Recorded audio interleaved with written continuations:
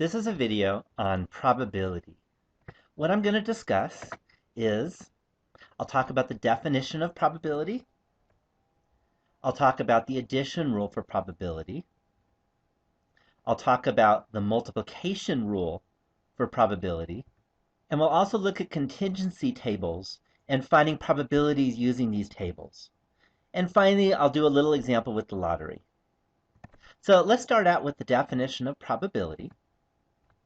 First, we need to say what an event is. An event is any collection of outcomes of a procedure. So if the procedure is to roll a die, an event is either a 1, a 2, a 3, a 4, a 5, or a 6. Those are each events. Or possibly an event is rolling an even number. That's an event.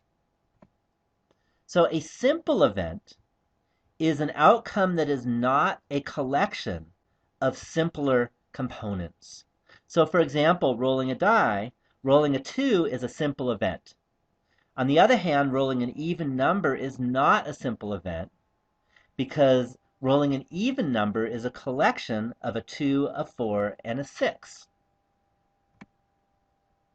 So the sample space is the collection of all possible simple events. So for rolling a die, for example, it's a 1, 2, 3, 4, 5, and 6. For picking a card, it's all of the 52 different cards that you can pick when you pick a card. So it's all the different events that could happen. So now for the big definition. This is a definition of probability. And what it says is that the probability of an event A happening is equal to the number of simple events in A divided by the number of simple events in the sample space. So for example, the probability of rolling an even number is 3 divided by 6 because there are 3 even numbers, 2, 4, and 6, and there are 6 different die rolls that could happen. 1, 2, 3, 4, 5, and 6. So the probability of an even number is 3 divided by 6. This doesn't sound too hard, especially when I say it, but it turns out counting the simple events and keeping track of the simple events, that actually could be quite difficult. We're going to have all kinds of rules that will help us out and also might confuse you, and I'll try to be as non-confusing as possible. So now let's talk about a very important piece of probability that we're going to be using over and over again in the course on statistics. And that is called the law of large numbers. And what it states is that if an experiment involves many trials, then the proportion of successes will likely be very close to the theoretical proportion. So that's a lot of definition there. Let me kind of remind you that there's some words here that aren't very mathematical, and all of statistics, or a lot of statistics, is dealing with that and kind of turning that all into mathematics. So first thing, many trials. What does that mean? That just means that you have to have a large number of trials, and not today, but another time in statistics, we'll talk about how many is enough trials to consider it many. The other is likely to be. That also is kind of an ambiguous word right there. What does it mean to be likely? Well, we're going to find out that means the probability is very large that it will happen. Even that is strange. So large for us will often be greater than 95% or greater than 99% chance. Also very close to the theoretical proportion. That very close is another word that's not very mathematical. So we'll be talking about that throughout this whole course. So very close might mean within, say, 0.02%, or it might be within 1%. So again, there's lots of ways of talking about what very close means. The theoretical proportion, that is, if you're rolling a die, for example, rolling a 1, the theoretical proportion would be 1 out of 6. If you were looking at the college students in America, and you're looking at the probability of picking a woman, if you randomly selected a college student, then that would be the total number of women of all American college students over the total number of American college students. And that would be the theoretical proportion for that. Now, of course, you would never count all the people who are in college. Instead, you would take a sample. And what this says is that if we have a very large sample size, that's the many, many trials, then we could say that the proportion of women in the sample is very likely to be very close to the proportion of women of all American college students. So that's what the law of large numbers tells us. The main thing for us in this class is that it's going to say that if we have a very large sample, then the proportion that we're interested in for the sample is going to be very close to the proportion for the population, when the population is a very large, in the millions usually, population. And that's going to be the law of large numbers for us. More theoretically and more experimentally, here's an example here.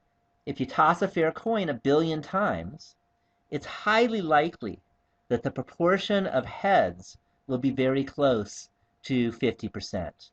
So if you tossed a coin 1 billion times, first thing, you would probably tire out of exhaustion and die before you finish tossing the coin. But let's say you simulated tossing a coin on a computer 1 billion times. Computers tend not to get tired like we do tossing a coin and really bored. But if we simulated tossing a coin 1 billion times using a computer, then we would expect to get a very close to 50% heads and 50% tails. We may not get exactly 50%, we probably won't, but we might get 49.99999% heads, and that's what the law of large numbers says. It'll be really close to 50%. So let's talk about an important rule in probability called the addition rule.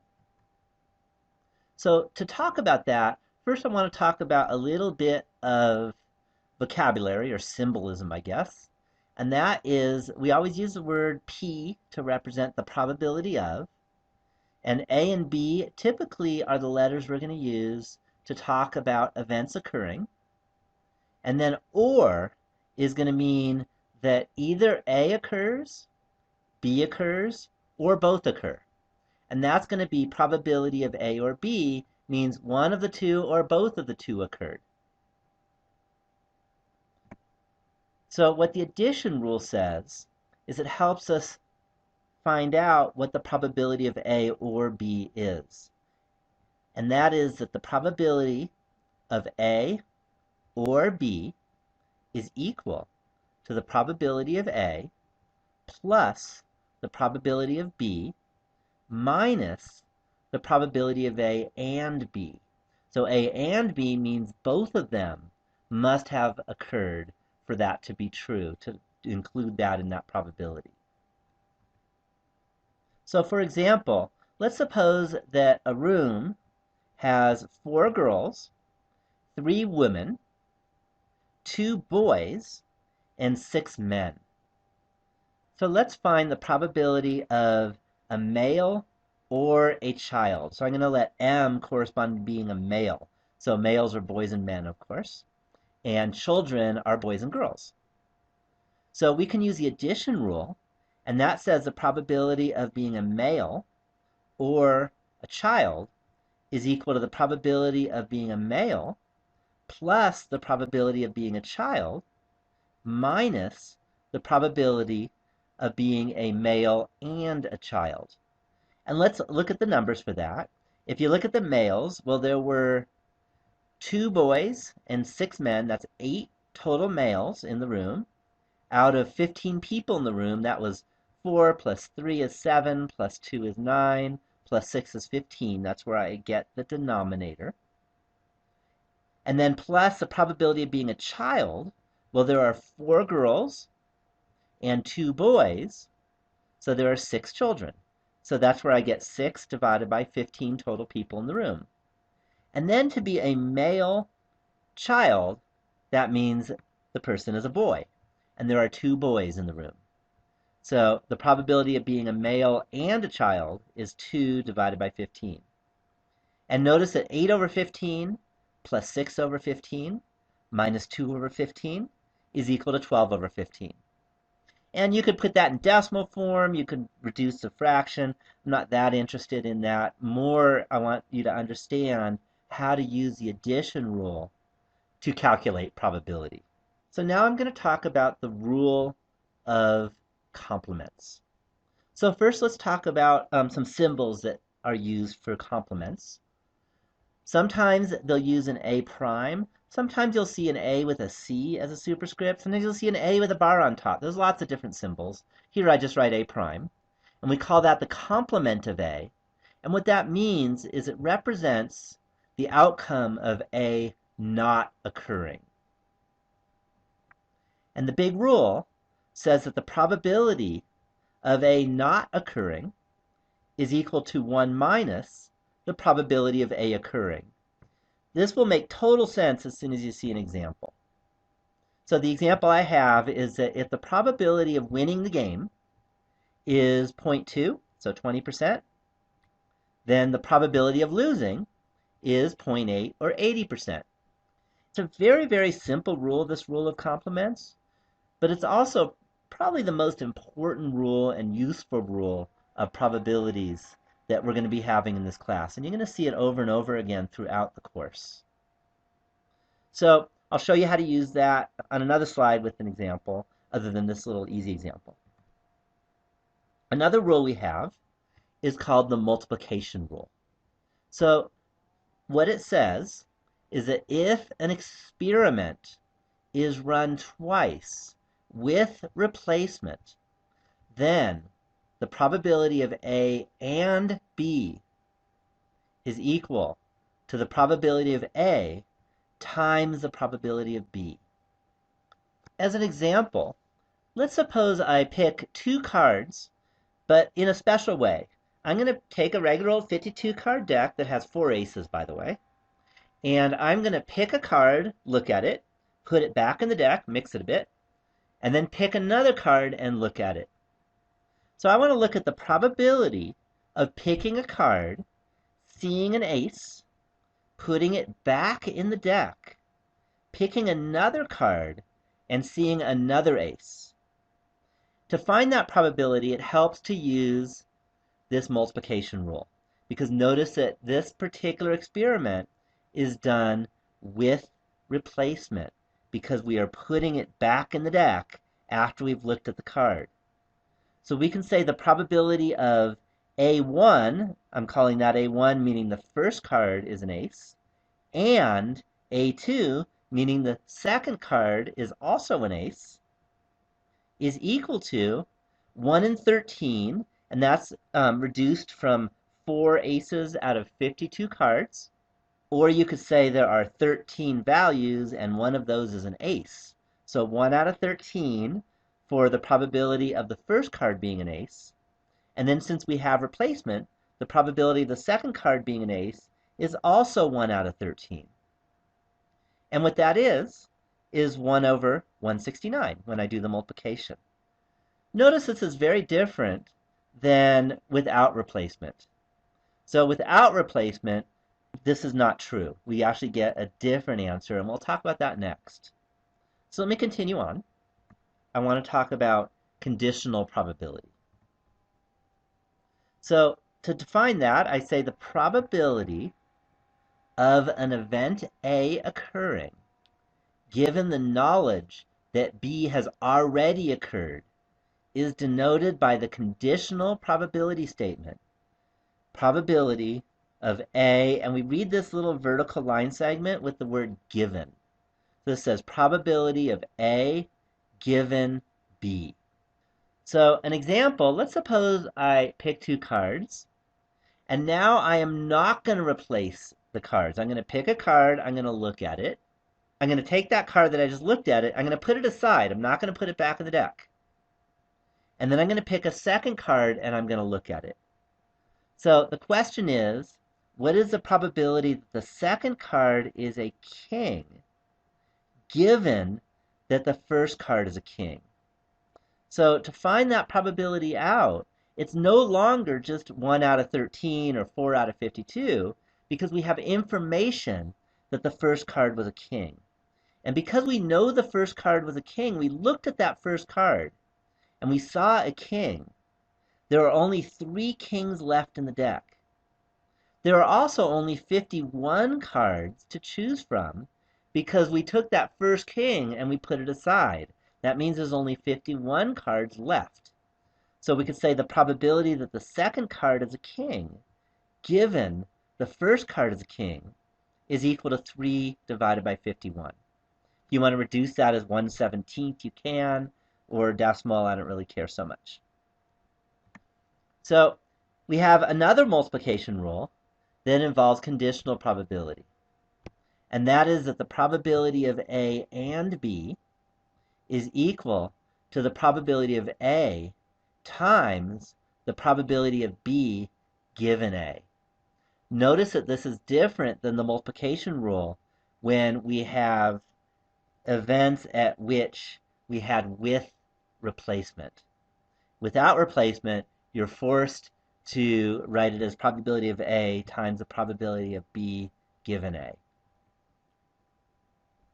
But if A and B are independent, and in the case of replacement, A and B are independent, but there's other cases also, then the probability of A and B is equal to the probability of A times the probability of B.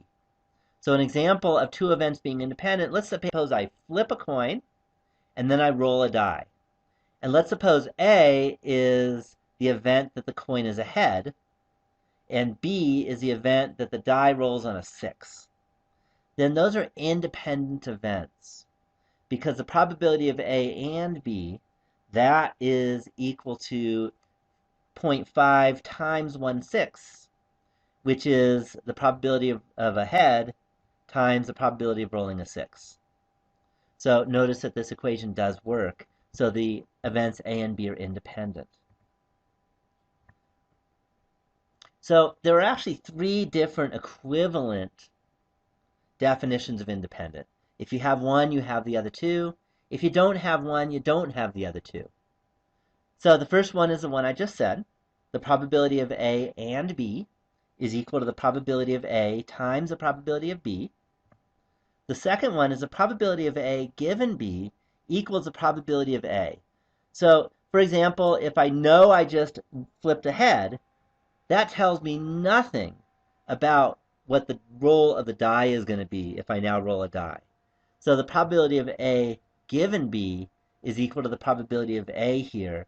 If B is flipping ahead and A is, say, rolling a 6, then the probability of rolling a 6 after knowing that you just tossed ahead is the same as just the probability of rolling a 6, because tossing ahead doesn't give you any information. This is symmetric, so we can also say that the probability of B given A is equal to the probability of B. So if we know that we had rolled a 6 when we rolled that die, then that gives us no information about whether the coin landed heads or tails. So that's why probability of B given A is equal to the probability of B. If any of these 3 are true, then all of them are true, and the events A and B are independent.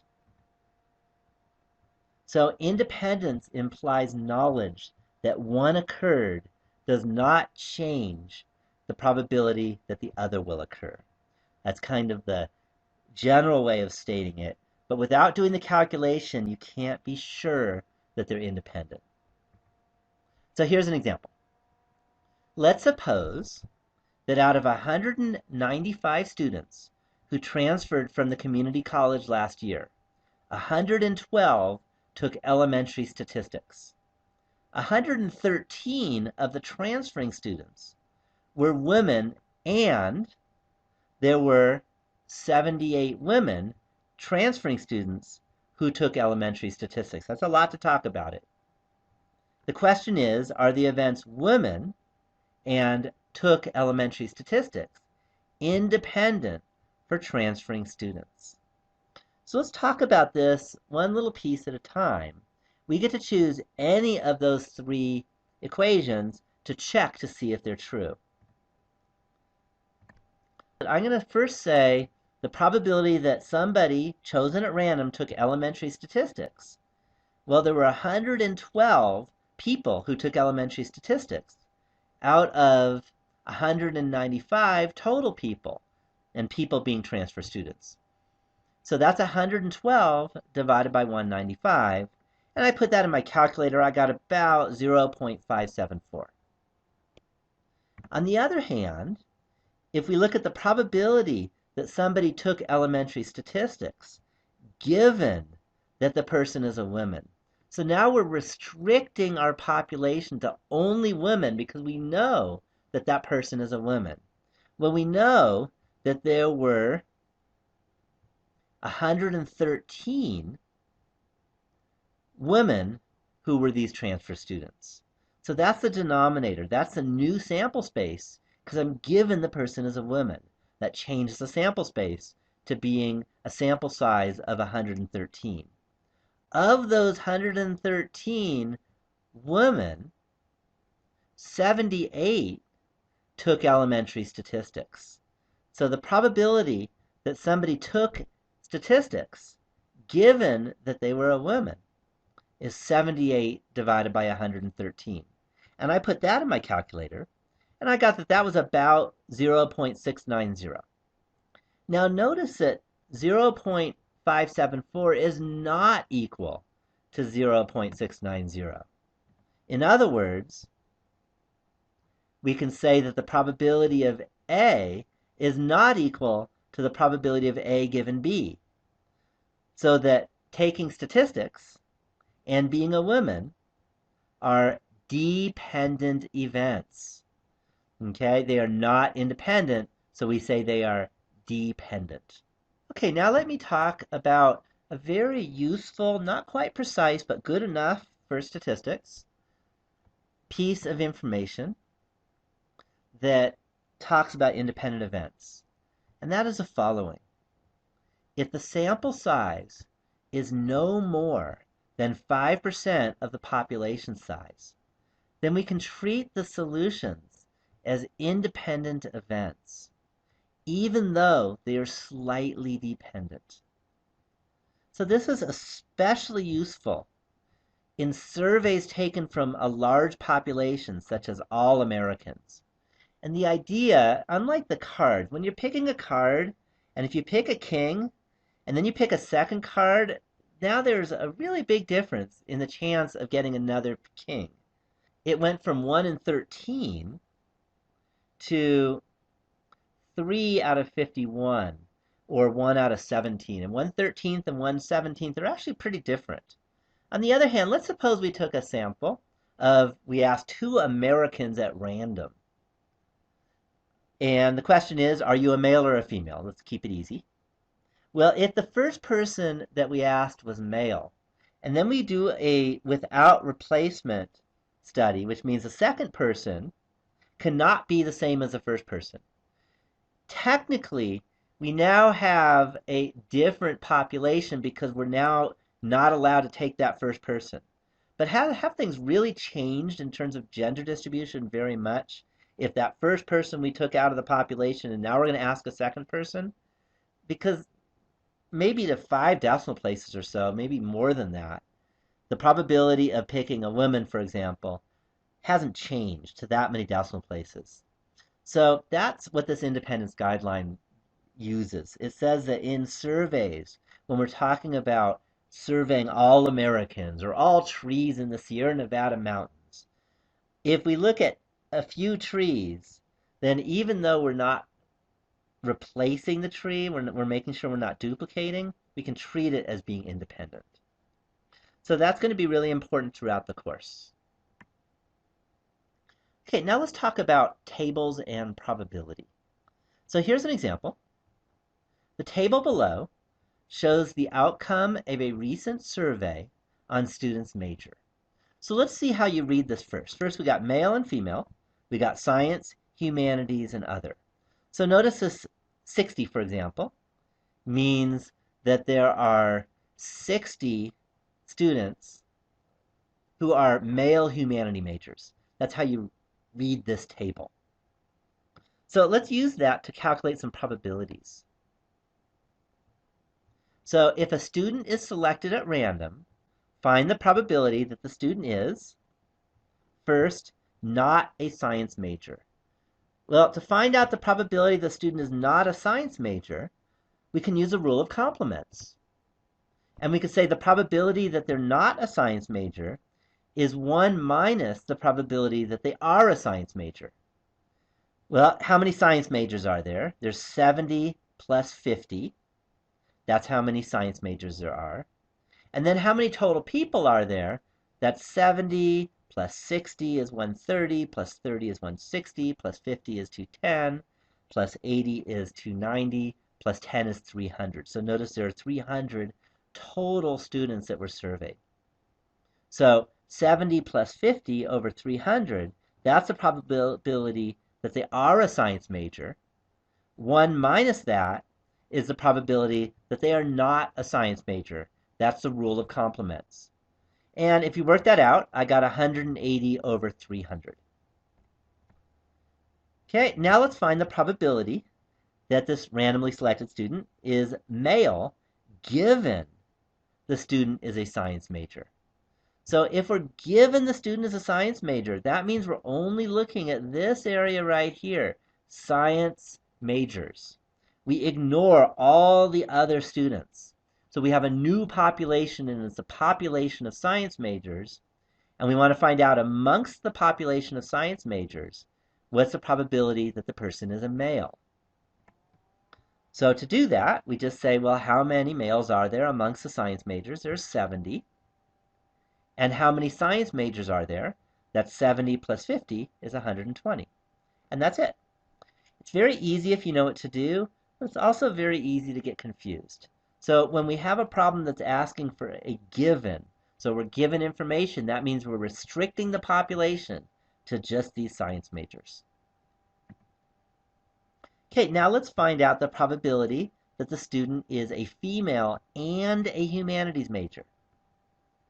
Okay, well, we don't need to use any special rules other than the definition of probability. So if we look at female and a humanities major, that's these 80 students right here. Those are the female humanity major students. And we're not restricting the population. They have to be a female and a humanities major out of everybody. So to answer the question, it's just 80. That's how many female humanities majors there are.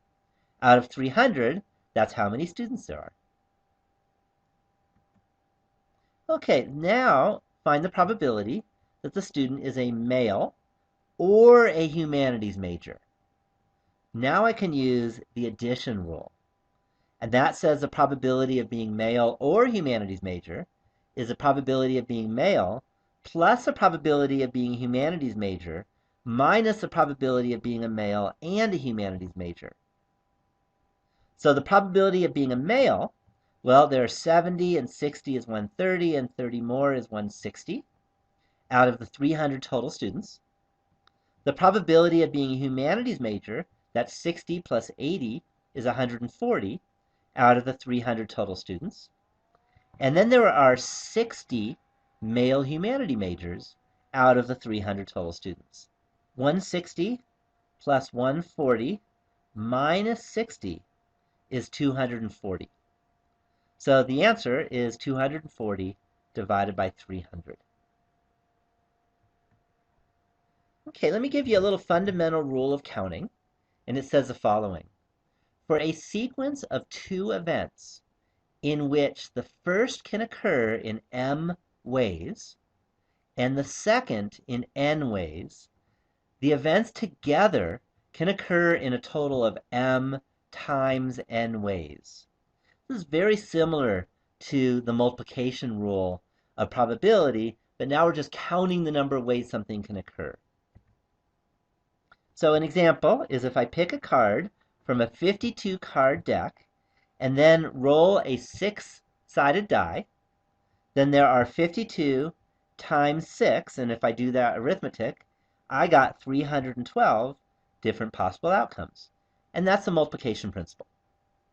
Okay? Often we call that the fundamental counting rule. I'm not going to go into the details of this, but if we're working with combinations, then I'm going to use the fundamental counting principle. We're going to use that in a big way. But the good news is the calculator is going to handle it nicely. So it says the number of ways of selecting R items out of a total of N items to choose from, given that the order of the items is not taken into account, is NCR. Sometimes instead of R, we use K, and you'll say NCK. C stands for combinations. And the calculator will do this, but in case you're interested, let me talk about the formula. And it is equal to n factorial, that's n times n minus 1 times n minus 2, all the way down to 2 times 1, divided by n minus r factorial times r factorial. So this can be done by hand, but most people just use a calculator. And when we use a LibreTexts calculator, we're going to go to the combinations and permutations calculator because we're dealing with combinations. So let's look at a fun example. I'm not sure if you've ever played the California lottery, but here's how the newest lottery works, at least the newest at the time at which I'm recording this. It changes from time to time. So to play the California lottery, you pick 5 numbers from 1 to 59 and 1 number from 1 to 35. And you win what they call the Powerball jackpot if your numbers are selected. So I don't know if you've ever played, but the question is, if you have played, you might be interested. What is the probability of winning the Powerball lottery with just 1 ticket? Right? If you buy a ticket, you think it's very likely. Should you just quit your day job and become a millionaire because that's what you're going to get? You're going to get, I don't know, $50 million, or sometimes it's almost $500 million.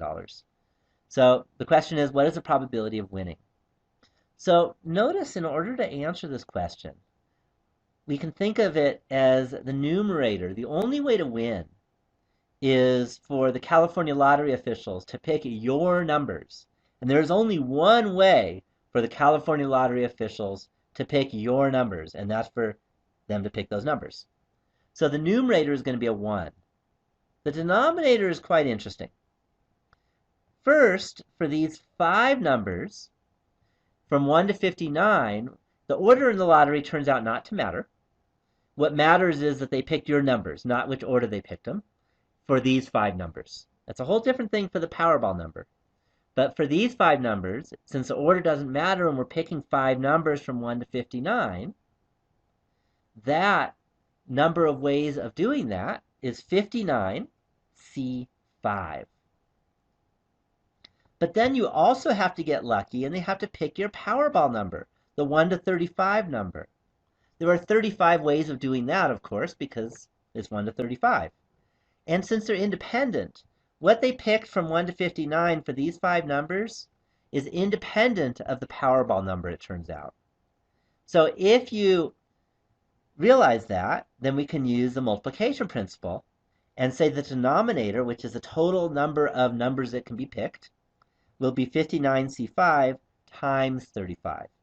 Let me show you in a calculator how to do that and how I arrived at 1 divided by 175,223,510. So again, you probably don't want to be quitting your day job on that because this is not very likely. And if you go to the lottery official rules on their website, you'll actually see this number. And now you hopefully understand how this came about. So let me show you how to use your calculator to come up with this number. So here's the calculator. And if you look at number 5, it says combinations and permutations. So I click on that. And it just asks us for N and R. N was 59. So I type in 59 for N. R was 5. So I type in 5 for R. And it says calculate CNR. or calculate PNR. CNR are combinations when the order doesn't matter, and PNR are permutations when the order does matter. For the lottery, it turns out the order does not matter, so I click Calculate CNR. And I get 5,006,386. But that's not enough because I need to multiply that by 35. So I'm going to click Scientific Calculator, and I'm just going to copy the 5,006,386, paste it in, and then multiply it. And I can hit the times button or asterisk, and then times 35. And there it is, 175,223,510. And that was the denominator of what we were looking at. We could also write it as a 1 over. So for that, I go 1 divided by, and then I'm going to take this piece that I just had, I'm going to delete it and copy it back in the denominator. And there's our probability, 5.7, etc., times 10 to the negative 9th power, or in other words, 0.000000057 or so, which is a very, very small probability. So that's all I have to say about the chapter on probability. You definitely want to practice a lot. And if you have any questions, if I'm your instructor, please let me know. If you have a different instructor, I'm sure your other instructor will be happy to help you out. So thank you for watching this video.